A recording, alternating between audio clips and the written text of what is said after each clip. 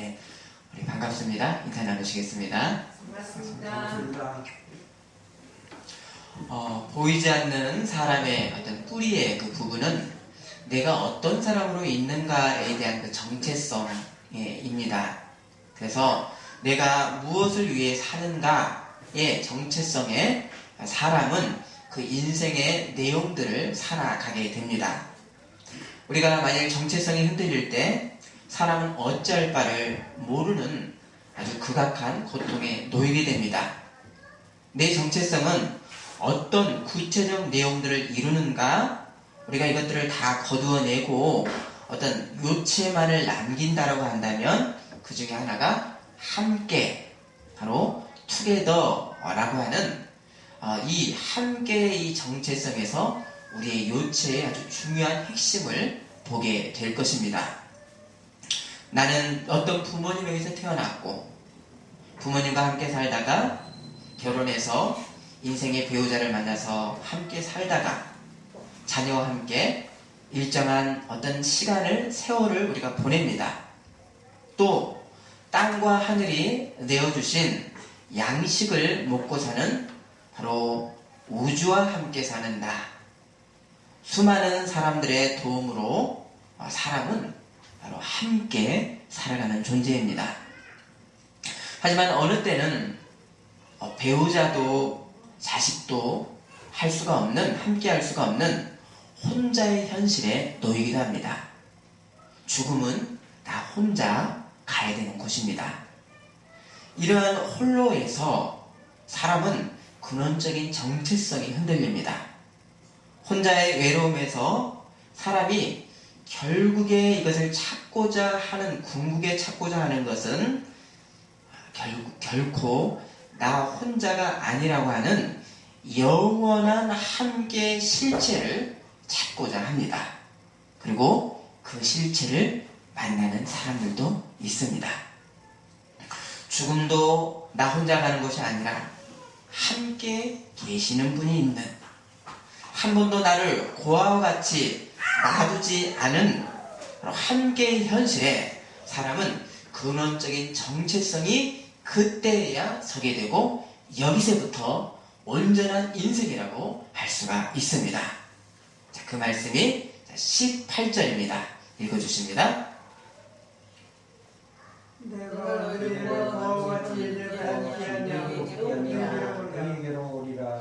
이제 곧 예수님의 이 죽음으로 인해서 제자들과 갈라지는 시점에서 예수님이 제자들에게 너희를 고아와 같이 놔두지 않겠다 말씀하셨고, 이 말씀은 그리고 지금의 믿는 우리들의 현실에 대한 그런 어떤 내용에 대한 표현입니다.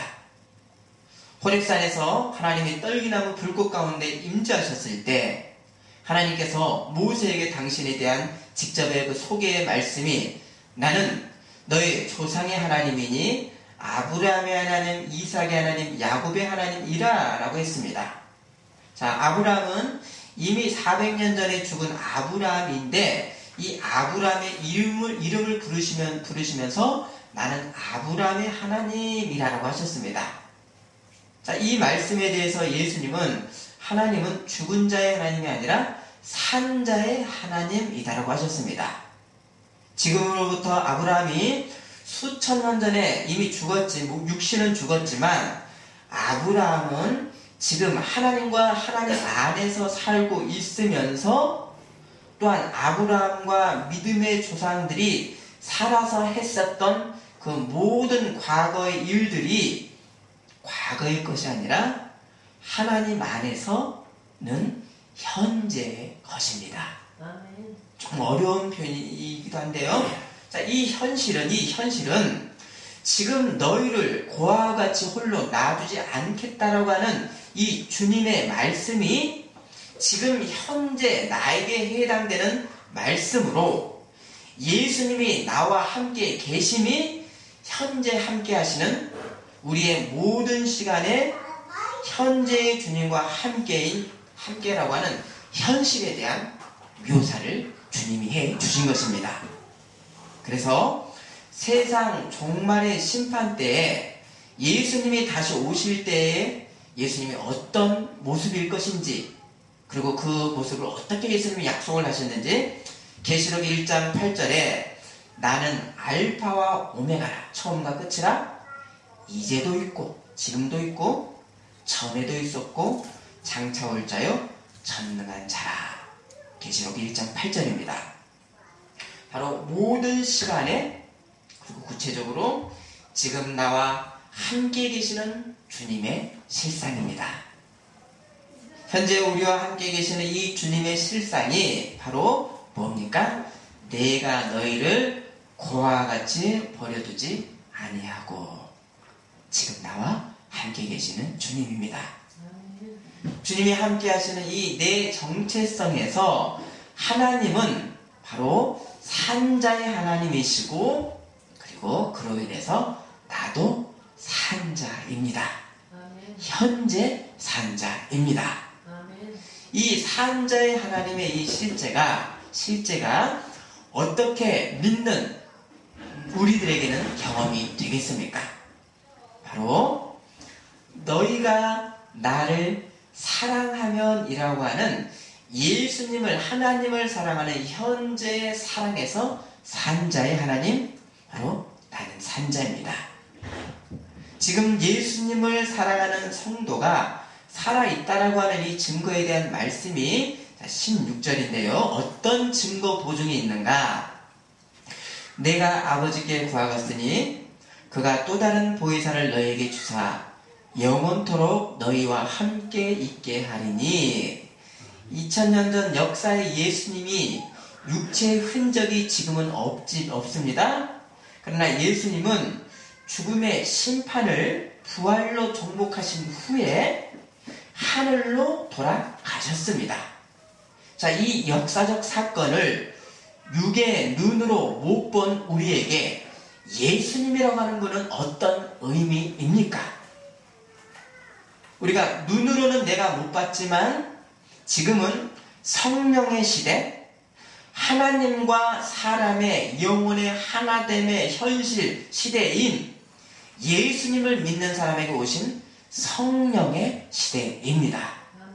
17절, 그는 진리의 영이라 세상은 능히 그를 보지 못하나니 이는 그를 보지도 못하고 알지도 못함이라.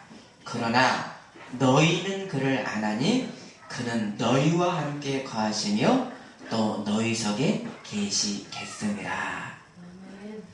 예수님을 나의 구원자로 믿는 믿음은 성령이 이제 내 안에 계셔서 사람이 눈으로 보지 못하는 그 차원의 실제들을 먹고 만지고 보는 바로 어떤 또 다른 차원의 실제를 우리가 각 실제 가운데 놓이게 됩니다.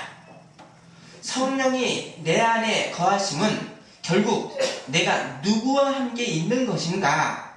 20절입니다. 읽어주십니다. 그를 내가 아버지 안에 너희가 내 안에 내가 너희 안에 있는 것을 너희가 알리라. 여러분은 내 안에 성령으로 계신 예수님을 어떻게 느끼고 계십니까? 어떻게 이 주님과 교제하십니까? 바로 다시 한번 지금 주님을 사랑하는 사람입니다. 예수님을 사랑할 수뿐이 없는 이유는 예수님이 나의 생명의 구원자이시고 세상에는 없는 사랑이나 온전한 그런 사랑, 절대적 사랑의 의미와 능력을 알게 하신 분입니다. 여기에서 우리가 사랑을 하는 것이지 사람은 사랑할 수가 없습니다. 사람의 힘으로 사랑할 수 없습니다. 요즘같이 자살이 매일의 뉴스로 나오는 현실에서 왜 사람들이 그런 선택을 했는가? 그 근원의 이유가 무엇일까요? 아마도 누구도 함께 할 수 없는 이 상황에서 자기 혼자 고아이기 때문이 아닐까요? 지독한 외로움은 엄청나게 어떤 고통이고 무서운 경험입니다. 홀로 아무도 도와주지 못하는 그 홀로 고통당하는 그 현장에서 그 현장에서 바로 사람들이 보지 못하는 외면하는 또 다른 현실이 있는데 그것이 무엇인가? 바로 내가 너희를 고아와 같이 버려두지 아니하고 너희에게로 오리라. 이미 나와 함께 계신 주님을 보지 못하는 가린 눈에서의 결정이 아닐까요? 혼자 사는 사람은 지독한 외로움을 채우기 위해서 다른 곳으로 채우려 합니다. 돈이 주는 위안, 육체의 즐거움이 주는 위안, 명예와 권력이 주는 위안, 하나님 아닌 것을 취하는 우상의 노예로 내게는 외로움이 없다라고는 허상으로 살지만 사실은 근원적으로 외롭고 불안합니다. 하나님으로만 온전해질 수 있는 것이 사람의 존재이기 때문입니다. 우리는 보는 사람들입니다. 내가 그와 같이 혼자 있지 않은 성령이 내 안에 계셔서 내가 주님과 함께 있음을 압니다. 우리가 극단의 상황 속에서는 누구도 함께 할 수 없는 홀로 사는 인생의 이 처절한 현실에서, 이 외로운 현실에서 주님과 내가 함께 있는 것을 보는 사람은 가장 아무도 도와주지 못하는 그 외로운 곳에서도 역설적으로 내가 다른 사람과 함께 살고 있다라고 하는 그 인식을 하게 됩니다. 내가 하나님과 함께이면, 내가 이제 하나님과 함께이면 이제 나는 어떻게 되겠습니까? 바로 산 사람, 영생의 사람인데요. 그것이 바로 함께, 주님과 함께, 결국은 사람과 함께라고 하는 그 눈이 띄어지게 됩니다. 19절, 조금 있으면 세상은 다시 나를 보지 못할 것이로되 너희는 나를 보리니 이는 내가 살아있고 너희도 살아있겠음이라. 바로 산 사람, 영생의 사람입니다. 또한 가장 외로운 이 혼자의 현장에서 하나님과 함께하는 현실을 보는 사람은 바로 또 다른 현실을 본다고 말씀드렸는데요. 바로 다른 사람과 함께 사는 인생입니다. 가장 외로운 곳에서 주님을 만났더니 내가 혼자가 아닌 바로 다른 사람과 함께 사는 그 현실을 보게 됩니다.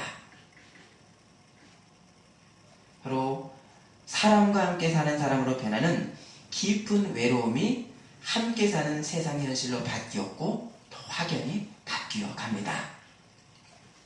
사울이라고 하는 이 유대교 전통에 하나님의 열심히 했었던 이 사람이 예수를 믿는 모든 사람들을 잡기 위해서 살기가 등등해서 다메섹으로 가는 중에 하늘의 빛을 보았습니다.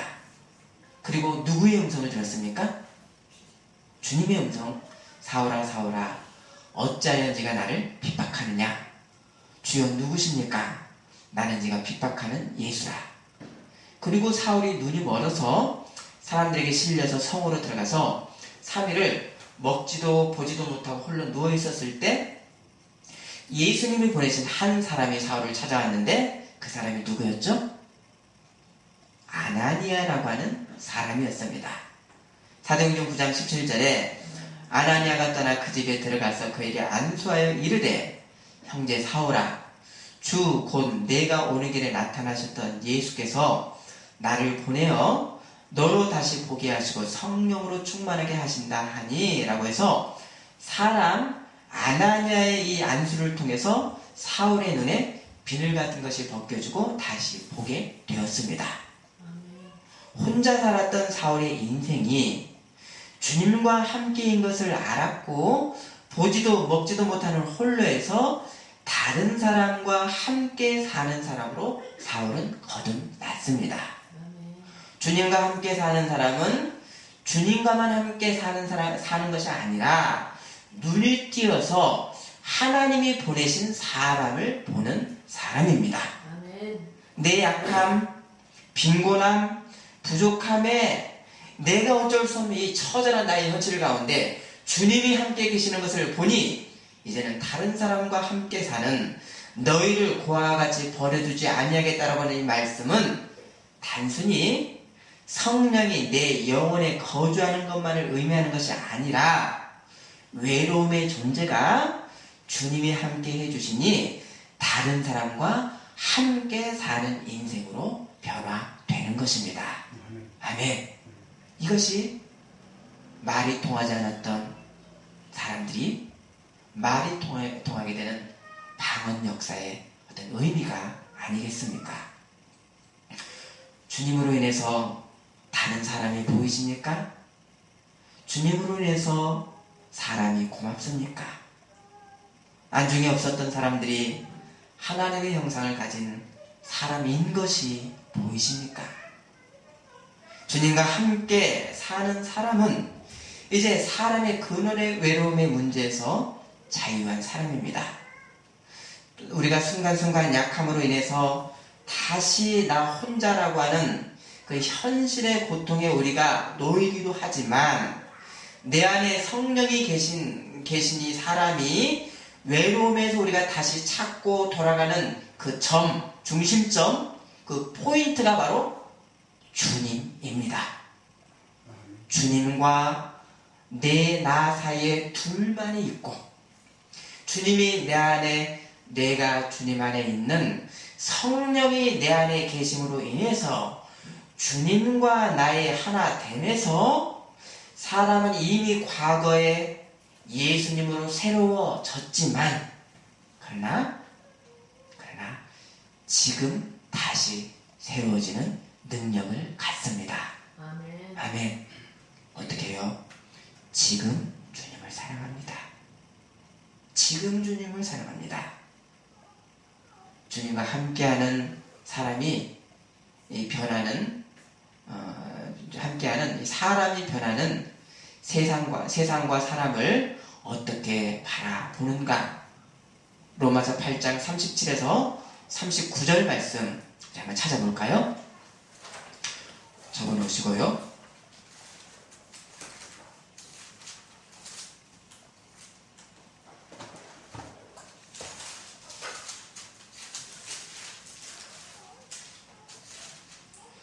로마서 8장 37에서 39절, 37절 읽습니다. 그러나 이 모든 일에 우리를 사랑하시는 이로 말미암아 우리가 넉넉히 이기느니라. 내가 하나님의 성령이나 천사들이나 권세들이나 회개인이나 장래인이나 능력이나 높음이나 깊음이나 다른 어떤 피조물이라도 우리를 우리 주 그리스도 예수 안에 있는 하나님의 사랑에서 끊을 수 없으리라. 아멘. 변하지 않는 사랑, 예수님과 함께하는 그 사랑, 바로 나. 더 구체적으로 지금은 내 안에 계신 성령으로 함께하는 사람만이 할 수 있는 고백입니다. 아들 예수님이 아버지가 일하시니 나도 일한다. 나는 아버지의 뜻을 행하러 왔다. 나를 본다는 아버지를 받느니라. 아버지와 아들이 하나이셨고 함께였습니다. 하나님과 아들의 이 함께의 현실이 이제는 예수님을 구원자로 믿는 자에게 어떻게 옮겨지는 현실이 되는가? 그것이 오늘 본문 20절입니다. 요한복음 14장 20절.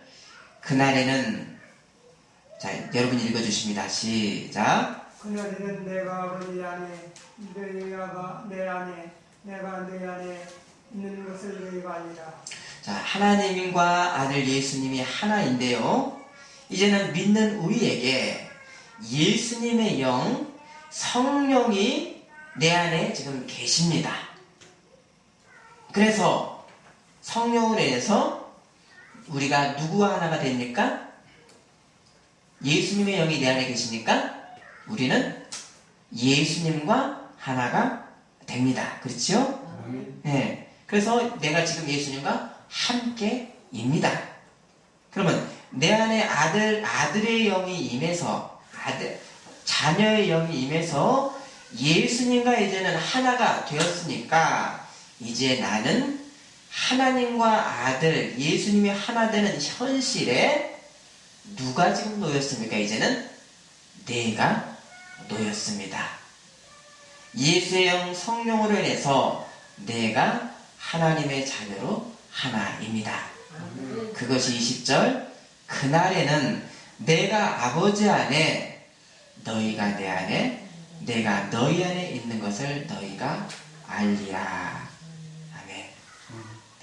양자의 영을 받아 아버지와 하나 된 이 믿음의 현실에서 이제는 세상을 사는 방식이 하나님과 함께라가는 원리에 의해서 삶에 버려야 될 것들을 정리하게 되는 인생으로 변화되어 갑니다. 옛 습관, 내 지극한 죄의 본성과 욕망들을 잘라내어 가게 됩니다. 이것이 금욕과 힘든 어떤 그런 어거지의 싸움만이 아닌 것은 하나님과 함께하는 사람의 기쁨, 바로 그 성령의 인도를 바람처럼 타고 가는 형국이 성령의 사람이기 때문입니다. 아멘이십니까? 아멘. 또 한편으로는 이 길은 성도가 이미 내가 받은 이 생명을 더 아름답게 이루기 위해서 거룩한 어떤 의지를 가지고 자기 부인의 길로 가는 것입니다. 우리가 말씀을 찾습니다. 고린도후서 11장 2절과 3절입니다.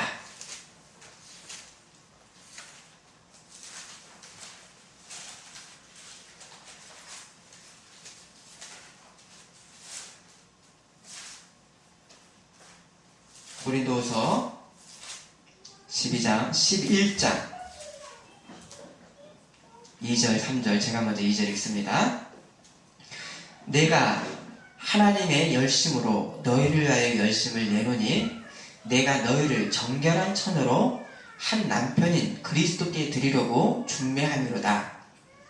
그러나 나는 뱀이 그 관계로 하와 미혹한 것 같이 너희 마음이 그리스도를 향하는 진실함과 진실함과 깨끗한 데서 떠나 부패할까 두려워하노라. 아멘. 아멘. 너희가 내 안에 내가 너희 안에 있는 이 성령이 내 안에 계셔서 주님과 이 하나인 현실에는 우리가 죽을 때까지 주님과 하나 된 것을 가르려고 하는, 더럽히려고 하는 죄와 더러움의 현실에 우리가 놓여 있습니다. 이게 현실입니다. 하나님이 맺어주신 이 거룩한 가정을 아름답게 지키려는 남편과 아내의 의지가 아름다운 가정을 지켜내듯이 예수님과 내가 결혼한 것과 같은 이 신비는 그 안에 다른 것이 끼는 어떤 것도 버리려고 하는 순결함을 유지하려고 하는 그 하나됨의 의지적 자기 부인입니다. 어느새 뭔가가 주님과의 하나됨에서 끼어있지는 않습니까? 우리는 생명을 향한 거룩한 잘라내기, 버려야 될 죄의 찌꺼기들을 버리는 것은 아름다운 하나됨을 위해서 힘쓰는 순결한 신부의 자세이기 때문입니다. 3절 보십시오. 뱀이 그 관계로 하와를 미혹한 것 같이 너희 마음이 그리스도를 향하는 진실함과 깨끗함에서 떠나 부패할까 두려워하노라. 진실함이라는 것은 예수님 한 분이면 되는 이라고 하는 단순함, 그 의미입니다. 깨끗함은 주님의 순결한 관계를 훼손하려고 하는 것을 버리러 가는 정결함, 정조의 의미입니다. 믿음으로 하나인 이 성도는 정결한 신비의 구체적 깨끗함이 무엇인지에 대한 그 말씀이 본문 21절 말씀입니다. 요한복음 14장 21절 자, 읽어 주십니다. 나의 계명을 지키는 자라야 나를 사랑하노니 나를 사랑하는 자가 이렇게 사랑을 받을 것이요 나도 나를 사랑하여 그에게 나를 받으리라. 먼저 15절 말씀은 너희가 나를 사랑하면 내 계명을 지킨다라고 하셨고, 이제는 반대로 내 계명을 지키는 자라야 나를 사랑한다 라고 말씀하십니다. 결국 두 말씀은 한 말씀입니다. 지금 이 시대는 밖에 있는 율법의 돌판에 하나님의 계명이 써진 것이 아니라 믿는 사람의 마음판에 계명을 심어주신다고 하셨는데, 구체적으로 어떤 계명이 심겨져 있습니까? 내 마음판에 어떤 계명의 원리들이 새겨져 있습니까? 자, 그 말씀이 26절입니다. 읽어 주십니다.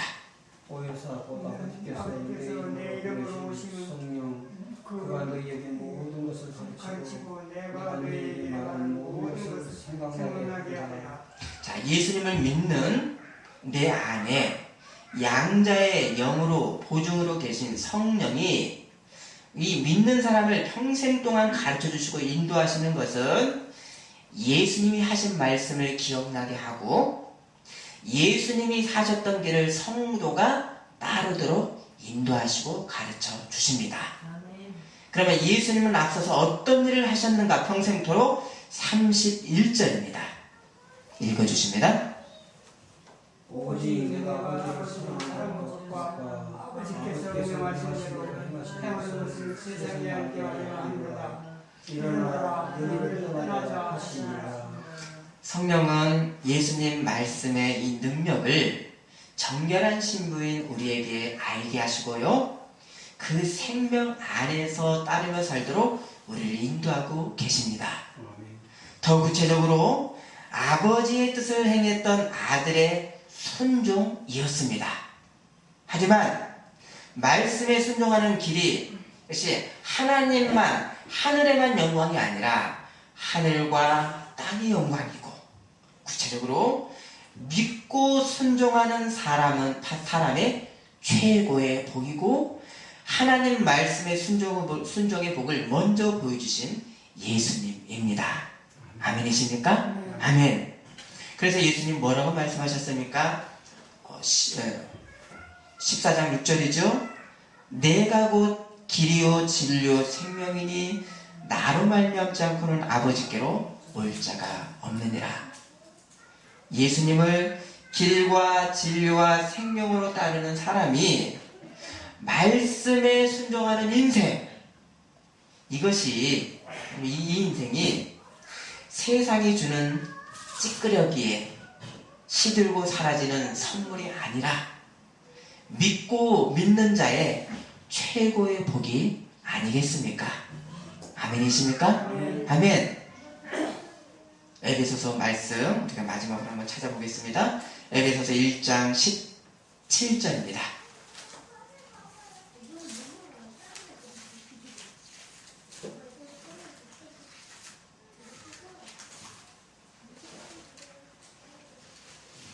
에베소서 1장 17절에서 18절.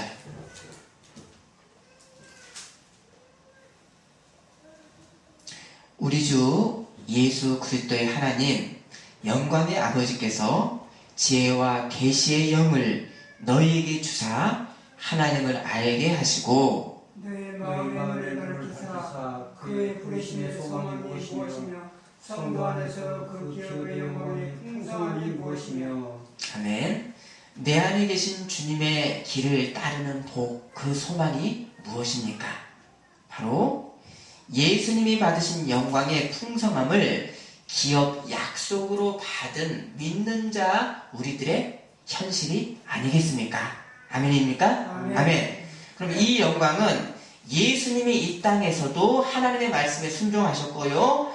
하늘에서도 아버지의 이 하나님께 순종하시는 바로 그것이 예수님의 영광, 믿는 자의 순종의 영광입니다. 다른 영광은 없는 예수님 닮는 영광입니다. 여기에 영광의 결과들이 드러나는 것이 예수님의 발 아래 천국, 천하만국의 권세 영광이 놓였고 믿음의 사람들이 받을 주님과 함께 누릴 영광의 기업이라고 말씀합니다. 예수님을 닮는 복 안에서 사는 사람, 주님과 함께 사는 사람이 보게 되는 이 필연의 결과는 바로 하나님의 형상을 가진 다른 사람과 함께 사는 인생의 변화입니다. 하나님과 내가 하나 되면서 하나여서 하나님 사랑의 계명이 이제는 내가 세상과 다른 사람을 향한 필연으로 이어지게 됩니다. 하나님 사랑과 사람의 제1계명 된다고 하는 예수님의 말씀은 예수님과 함께 사는 사람이 보게 되는 하나님의 다른 모습이 사랑이기 때문입니다. 내가 하나님과 함께 살기에 함께 사는 세상이 보이고 사람을 사랑하는 능력을 우리 주님께 우리가 늘 구하고 사랑하며 사는 사랑의 변화가 나타나게 되는 것입니다. 거듭난 자입니다. 예수님과 함께하기 이전에는 저희 고백인데요, 제 입에서 사랑이라고 하는 단어를 꺼내는 것조차 가증스러웠습니다. 그러나 이제는 주님이 우리 하나님의 사랑이시기에 사랑에 대한 고민을 하는 그런 성도들의 인생의 내용이 아니겠습니까? 요한복음 15장 21절 나의 계명을 지키는 자라야 나를 사랑하는 자니 나를 사랑하는 자는 내 아버지께 사랑을 받을 것이요 나도 그를 사랑하여 그에게 나를 나타내리라. 31절 오직 내가 아버지를 사랑하는 것과 아버지께서 명하신 대로 행하는 것을 세상이 알게 하려 함이로라. 아멘. 믿는 자의 최고의 복은 예수님을 따라서 하나님과 하나 되는 복, 주님의 말씀에 순종하는 복, 이것이 우리에게 주는 최고의 복인 것을 말씀합니다. 그 이외의 복은, 그보다 더한 복은 우리에게 없습니다. 기도하겠습니다.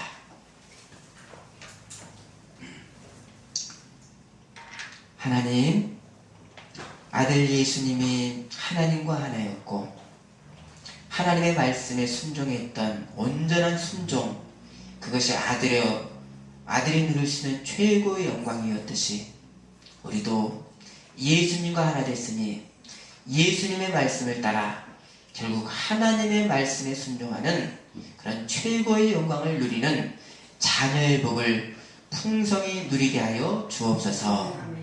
예수님의 이름으로 기도합니다. 아멘.